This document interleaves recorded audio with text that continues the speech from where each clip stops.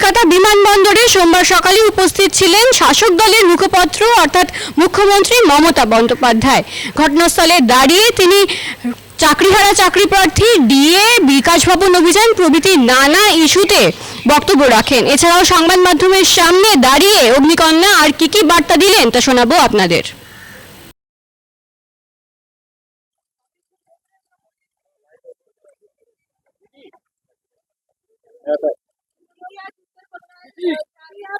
Foreign ডেলিগেশনে Trinamool কংগ্রেসের কেউ যাচ্ছে না, ফরেন ডেলিগেশনে তৃণমূলের কেউ যাচ্ছে না এটা ব্যাপার নয়।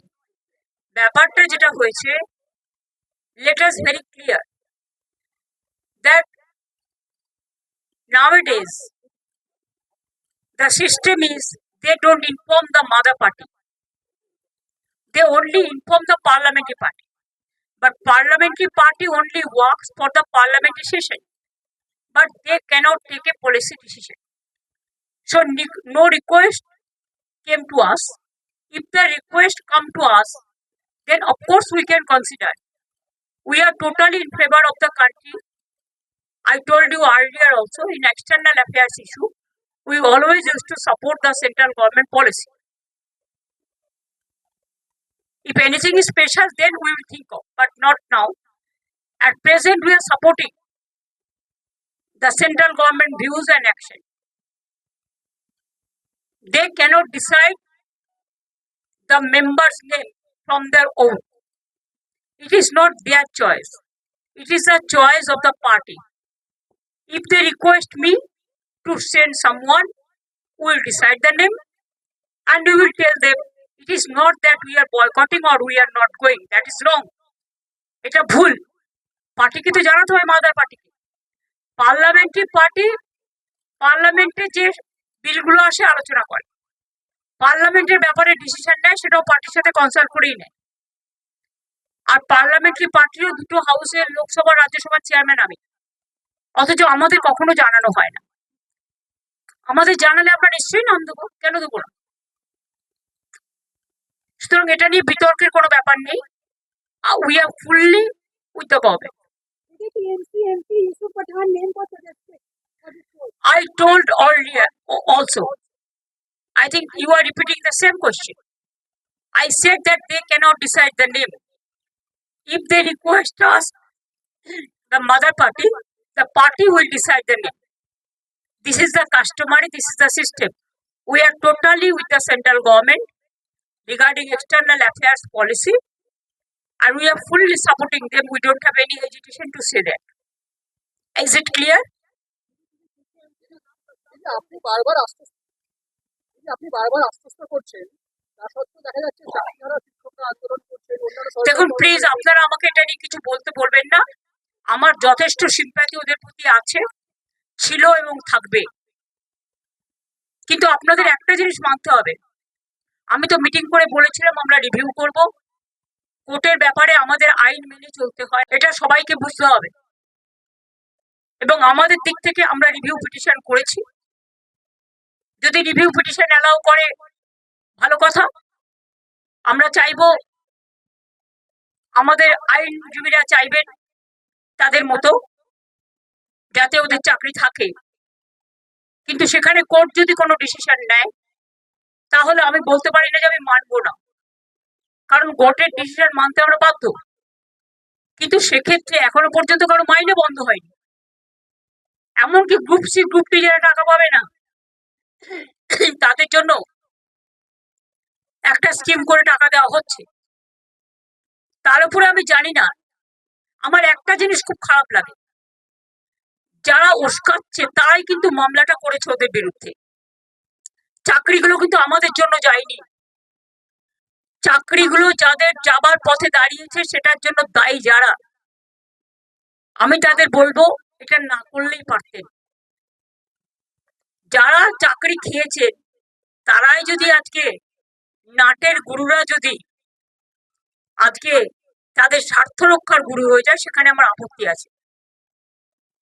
তাদের রাজ্য সরকারকে বিশ্বাস করা উচিত ছিল। আমি নিজে ওদের সাথে মিটিং করেছি। শিক্ষকদের কাছ থেকে আমরা মিনিমাম সম্মান, সৌজন্য এটুকু প্রত্যাশা করি। রাজনীতির ঊর্ধ্বে থেকে তারা সমাজকে সেবা করুক, বাচ্চাদের শিক্ষা দিক। সবাই সমান নয়, কথাও আমি নিশ্চয়ই বলবো, অনেকে কাজও করছেন, তাদের সম্বন্ধে আমাদের কোনো অভিযোগ নেই। যারা আন্দোলন করছেন তাদের সম্বন্ধে আমার কোনো অভিযোগ নেই। আমার অভিযোগ একটাই, কাউকে আটকে রাখা জোর করে যায় না, রাস্তা অবরোধ করে মানুষের ক্ষতি করা যায় না, এটা কারো কাজ নয়। এবং এতে বাইরের লোকেরা আছে, টিচারের সংখ্যা কম, বাইরের লোকের সংখ্যা বেশি। এই তো দেখছেন মেয়েরা বলছে প্রেগনেন্ট মাদার বাড়ি যেতে দিচ্ছে না, অফিসে কাজ করছে তাকে 14 ঘন্টা 18 ঘন্টা 20 ঘন্টা আটকে রেখে দেওয়া হয়েছে। একটি মেয়ে পরীক্ষা দিতে গেছে, পরীক্ষার্থী, সে বারবার বলেছে আমি বাড়ি যাব, আমার বাড়ির লোক চিন্তা করবে, তাকে নামতে দেওয়া হয়নি, বেরোতে দেওয়া হয়নি, এবং সে ভয়ে লাফ দিয়েছে, তার পায়ে চোট আছে, সে হসপিটালে ভর্তি হয়েছে। মনে রাখতে হবে না, আগে আমরা মানবিক মানুষ, মানবিকতাকে শ্রদ্ধা করলে তাকে ভালোবাসা যায়, তাকে সম্মান করা যায়। আমি আন্দোলনের বিপক্ষে নই, কিন্তু আন্দোলন করারও একটা লক্ষ্মণ রেখা আছে। আমার যেমন অধিকার নেই কাউকে বাধা দেবার, অন্যেরও অধিকার নেই আমাকে বাধা দেওয়া। আমি তো বলবো আপনারা এখানে না করে আইনে লড়াই করুন, আমরা পুরো সাহায্য করব। আমরা নিজেরাও তো করছি, আমাদের সাধ্যমতো আমরা করছি, আমরা তো ওদের বিপক্ষে নই। কিন্তু কোনো রাজনৈতিক দল যদি মনে করেন রাজনৈতিক দল জল ঘোলা করবেন, তাহলে সেই রাজনৈতিক দলকে আমার কোয়েশ্চেন থাকবে, কোর্টে কি কেসটা তো আপনারা করেছিলেন, এটা করা কি ঠিক ছিল? জাস্ট এই পর্যন্ত। না, কোর্টের কেসের ব্যাপারে আমি কিছু বলি না, যা করি আইনে करी आईनत। नहीं, उत्तर बंगो का प्रोग्राम है, आज चेम्बर्स का मीटिंग है, कल भी हमारा पब्लिक डिस्ट्रीब्यूशन प्रोग्राम है, परसों भी हमारा एडमिनिस्ट्रेटिव रिव्यू मीटिंग है, उसके बाद हम वापस चलाएंगे। इधर में बहुत सारे काम भी है, and Siliguri is also the chicken snake, so it is my duty to take care for them also.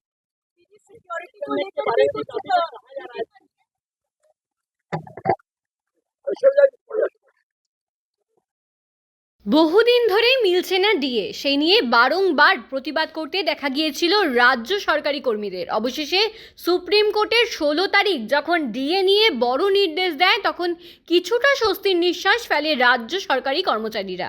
তবে কোথাও গিয়ে যেন এখনও ধোঁয়াশা কাটেনি, মেলেনি ইতিবাচক ইঙ্গিত। ডিএ সংক্রান্ত ঘটনায় মুখ্যমন্ত্রী যা বললেন, তার প্রতিক্রিয়ায় সরকারি কর্মচারীদের মঞ্চ তথা সংগ্রামী যৌথ মঞ্চ থেকে কনভেনার ভাস্কর ঘোষ কি বললেন তা শোনাবো আপনাদের। আমরা দেখলাম যে মাননীয় মুখ্যমন্ত্রী তিনি সুপ্রিম কোর্টের 25% ডিএ মিটিয়ে দেওয়ার নিয়ে প্রাথমিক একটা প্রতিক্রিয়া দিয়েছেন। সাংবাদিকদের প্রশ্নের উত্তরে তিনি বলেছেন যে সুপ্রিম কোর্টের রায় নিয়ে আমি কোনো কথা বলি না, যা কিছু করি আইনানুগভাবে করি। এই কথা কিন্তু মানে উনি যে সত্য বলেছেন তা কিন্তু নয়। এসএসসি মামলার রায় বেরোনোর পরে ইন্দোরে যে সভা করেছিলেন এপ্রিল মাসের 7 তারিখে, সেই সভাতে কিন্তু উনি যে কথা বলেছিলেন, যে বক্তব্য পেশ করেছিলেন, সেই বক্তব্য সুপ্রিম কোর্টের যে নির্দেশ ছিল, যে রায় ছিল, তার উল্টো পথেই উনি পেশ করেছিলেন। আসলে ডিএ মামলার বিষয়ে উনি প্রাথমিক প্রতিক্রিয়া দেখানোতেও একটু মানে থতমত খাচ্ছেন, এই কারণের জন্য যে ওনার যে আইনজীবীদের যে টিম ছিল তারাও ধারণা করতে পারেননি যে এরকম একটা নির্দেশিকা সুপ্রিম কোর্টের কাছ থেকে আসতে পারে। এই ধাক্কা এখনো পর্যন্ত রাজ্য সরকার কাটিয়ে উঠতে পারেনি। আমরা বলবো, এটা যদি ওনার মনের কথা হয়ে থাকে যে আমি সুপ্রিম কোর্টের রায় নিয়ে কোনো কথা বলি না এবং যা কিছু করি আইনানুগ করি, তাহলে বলবো যে আইনানুগ করাটা হচ্ছে এটাই নিয়ম। সুপ্রিম কোর্ট যখন নির্দেশ দিয়েছে তখন সেই নির্দেশটাকে অক্ষরে অক্ষরে পালন করা যে কোনো রাজ্য সরকার সহ কেন্দ্র সরকারের একদম অবশ্য কর্তব্য, সাংবিধানিক কাঠামো মেনে। তাহলে 25% দেওয়ার অর্ডার করেছেন 6 সপ্তাহের মধ্যে, সেটা দিন, এবং সেই দেওয়াটা এই রাজ্যের মহার্ঘ ভাতা প্রাপক এবং ডিয়ারনেস রিলিফ প্রাপক সমস্ত পেনশনার সহ সকলের জন্য প্রযোজ্য হওয়া প্রয়োজন। আমরা চাইব যে সেই কাজ সরকার করুক।